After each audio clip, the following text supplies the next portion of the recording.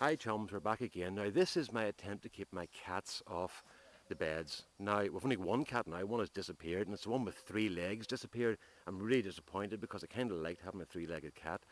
So anyway, what I did was I put canes in, and then I put rope around the top and put cable ties on to hold the net.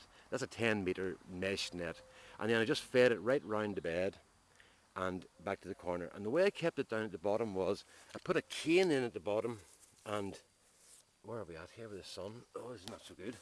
Right, with the sun, and put a cable tie at the bottom, and that holds it down. That's my Mark 1 version. But then the problem is, how do I actually get into the bed without cutting the cable ties? So then my second attempt was over here. I decided to put 2x2s posts on each corner and use the rope around the top with hooks and drop the net down when I wanted to work. But when I was doing these beds, I just put the bamboos into the corners and along the side. Just got attacked by a big bug there. And then I just held the net from one side to the other with the cable ties. But look at the bottom here. All I have to do to get in is just lift those off the nails, and I'm in.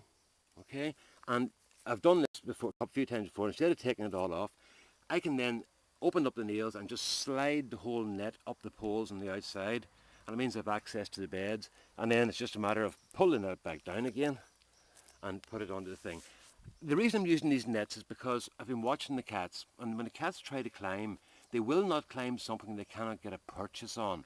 So this sort of thing here is no good for them. Once they put their paw on that, they're not going to climb because it's too soft. So it means that they don't go near this. I've seen them over, they do test it, but once it gives under their paw, they don't bother to climb it again. So at the moment, my way of doing this, the cheapest way I've found is 6 bamboos, canes, and then the cable ties at the top.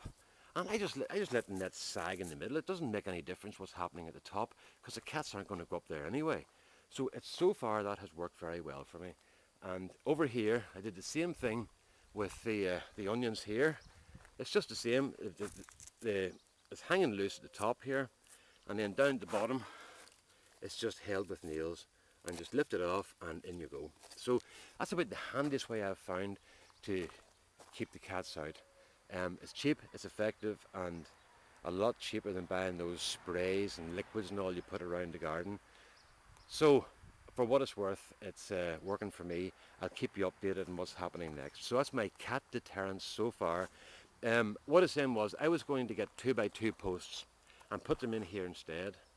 And then I was going to put a cup hook or something in here at the top and a rope right round the whole way, and then lift the rope off and let the net fall down. The downside of that is when you've got things like onions growing through the rope, through the net, when you let the onion go down, where am I at here? When you let the onion go down or the net go down, it pulls the onions down with it. So it's working so far, and for what it's worth, that's my cat protection. So that's it. I've got 3 videos and 1 set of batteries. I'm very, very pleased. So bye for now.